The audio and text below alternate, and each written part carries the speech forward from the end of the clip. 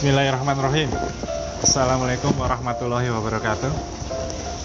Alhamdulillah kita bertemu kembali dengan saya R. Subekti dari R. Subekti Law Office and Partner. Pada kali ini saya ingin share edukasi hukum terkait tahapan persidangan perdata yang terakhir ya. Jadi pada kali ini saya ingin menyampaikan terkait pembacaan putusan.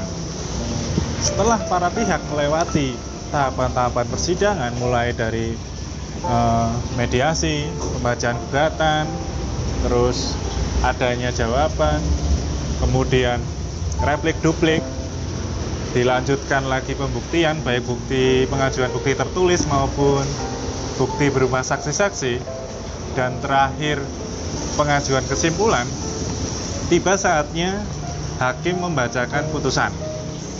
Menurut Sudikno Mertokusumo, putusan hakim adalah suatu pernyataan yang disampaikan oleh hakim sebagai pejabat berwenang untuk memutuskan sebuah perkara, di mana dimaksudkan untuk mengakhiri sebuah sengketa ya, atau menyelesaikan sebuah sengketa antara para pihak agar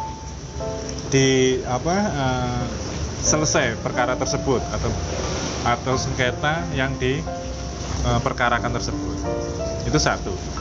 Berikutnya, dalam putusan itu memuat 4 bagian. 1, kepala putusan ya. Yang kedua berupa identitas para pihak. Yang ketiga, pertimbangan hukum atas putusan tersebut. Dan yang keempat terakhir amar putusan. Itu yang ada dalam bagian sebuah putusan hakim. Berikutnya akan saya sampaikan dalam perkara perdata, menang atau kalah seseorang atau pihak itu disampaikan itu ada 2 ya. Gugatan itu diterima, itu satu. Yang kedua atau gugatan ditolak. Ketika gugatan diterima, maka dalam hal ini dimenangkan oleh pihak penggugat. Ketika gugatan itu ditolak ya, maka itu dimenangkan oleh pihak tergugat. Kemudian ada juga putusan di mana putusan hakim itu tidak menerima gugatan ya. Mungkin di sini ketika kompetensi tidak sesuai atau ada yang kurang dalam persyaratan formilnya, itu maka gugatan tidak diterima ya.